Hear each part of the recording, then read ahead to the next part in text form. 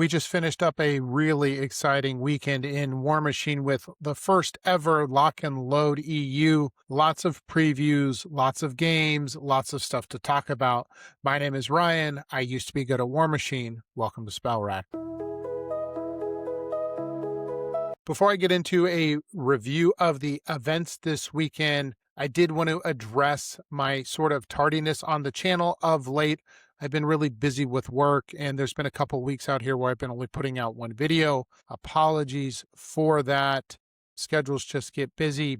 What I'm very excited to announce, though, is that I'm going to start sharing this channel with Brad Park. As all of you know, Brad Park is a tremendous player here in the US, and I'm really excited to have him come on and do some episodes, some with me, and then others he'll just be doing solo. So you'll get some episodes that are just me and some episodes that are just Brad, and then you'll get stuff that's both of us. But excited to be bringing you probably 2 to 3 more episodes again per week, which is kind of where I started out before life got busy. So with that out of the way, let's talk about Lock and Load and a little bit about the previews and then the events. The weekend started with a preview or sort of a keynote styled video and presentation from Steamforged Games, where we got to see lots of new models, and then they did update the app with all of the new rules. A review of the new rules will be a later video. Today, I just want to go over what was announced and then talk about the events on the weekend. The biggest item on the weekend was probably Fane of Nero. I know we've seen previews on models, but now everything is up for pre-order in the shop. The apps were updated, and so we finally got to see some rules. I will admit I did end up buying full FA of Fane of Nero on pre-order. Very excited about these guys to go along with my House Callus. I think the models are tremendous. I love the vampires, and then the beasts are pretty cool too. Beyond Fane of Nero, we got Gunbjorn, who I think is a very exciting warcaster in addition to Kithgard. Super cool model. Little teaser, he's not steady, so you can push over his tank. Sorry. From there, we have the Shadow Seraph. I'm excited to see one of these in person. Obviously, not being at Lock and Load, I didn't get to see one in the cases or anything. I think the model looks awesome. With paint jobs like this, it's kind of sometimes hard to see the details. I know I felt that way about the Phantasm initially. And really, this guy, I'm excited to see him when I can actually touch the model and see him in proper 3D. Scuttlebutt is just, you always have to love trolls, right? Trolls are just fantastic. And the flavor on this model is just incredible. The rules look super cool. The model is super cool. I'm really excited for Brine Bloods to get this guy. And then we have variants on the Fire Spitters. And then from there, you can kind of click on the video and watch the preview for yourself. There was obviously a lot more information, including a preview and a roadmap and all kinds of other stuff.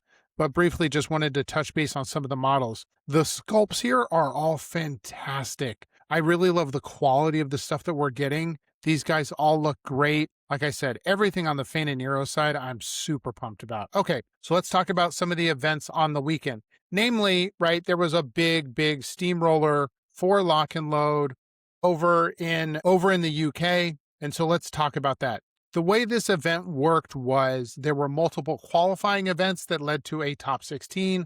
The top 16 event was single elimination. So what I would like to talk about is this sort of Masters styled single elimination event. I will go through the full 16 because these were all folks that won smaller heats. And so I think it's all meta relevant. Before we get started in the rankings, let's actually look at the player participation here, because I think that'll give us some interesting data. Obviously, this was a top 16 event. We'll talk about the full top 16, but I think the number of players will be kind of interesting here so that we can see who and how they were represented. Sea Raiders here were represented by 3 players. They were the largest faction represented here in the top 16. And then in the 2-player slot, we have Grimkin, Wintercore, Shadowflame Shard, Dusk, and Gravediggers. And then we have Old Umbry, Brineblood Marauders, and Crucible Guard in the number 1 spot. So I think as you think about the meta of the game and the player populations, this probably makes sense. Sea Raiders obviously a little bit high. We know that they're a good faction, but to have 3 positioning here, probably more than you would expect. Grimkin is a smaller population faction, but they are very powerful right now, so I think 2 here makes sense. Wintercore, wonderful to see 2 Wintercore players here. They've seen some recent success with another event in Europe and an event in Australia. So glad to see Winter Core being able to kind of keep that up. Hopefully we will see their win rates on an uptick. But congratulations to 2 players here making the top 16.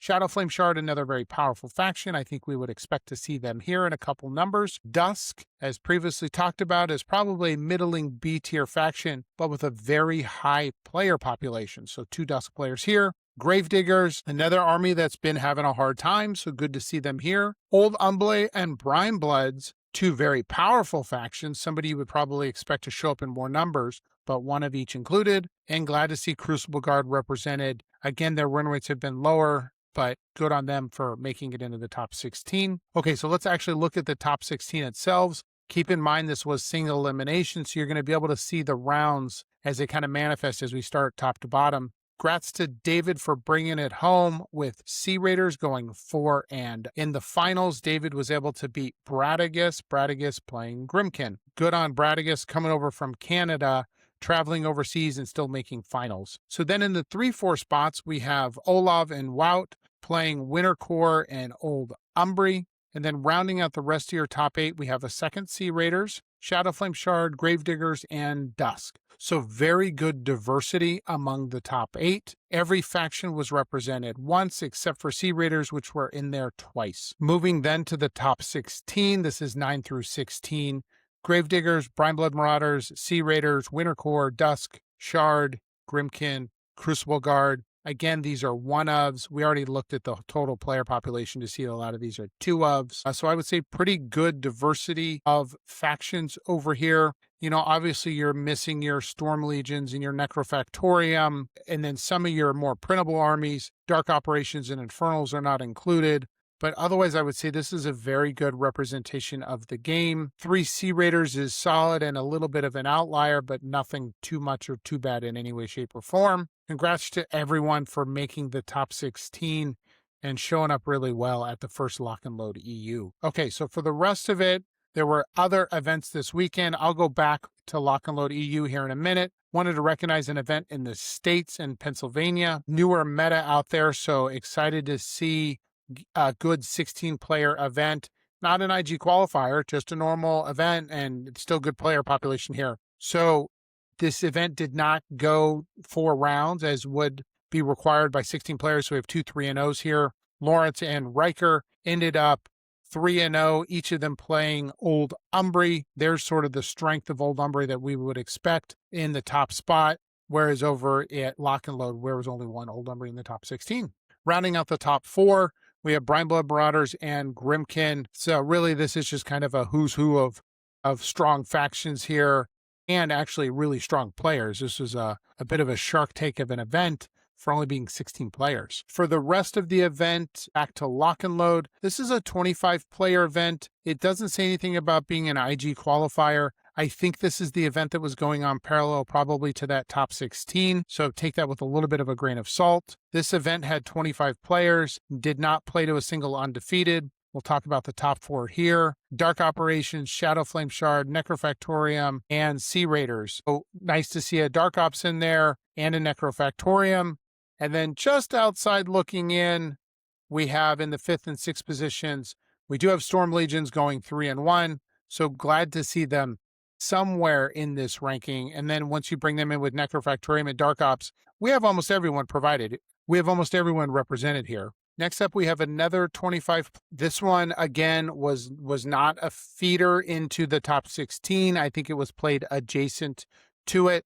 This one says it is an Iron Gauntlet qualifier. Here we have Shadow Flame Shard, Winter Core, Sea Raiders, Shadow Flame Shard, and Grimkin. And then lastly, we have the teams event. So there was a big team event, 12 teams, 36 players, obviously 3-person teams at Lock and Load. And so let's look at that one. Going to look at the individual performances, and I'll just go until the X and O's end. Again, it's a team tournament, and so multiple players are going to go undefeated so long as they did so within their matchups. You'll recognize a lot of the players from the top 16 in here, and so some of these factions will be on repeat. We got Gravediggers up here, Sea Raiders, Winter Core, Old Umbry, Necrofactorium, Dark Ops, and then another Necrofactorium. So when you bring in all of the events, I think there's a pretty nice spread of all the factions.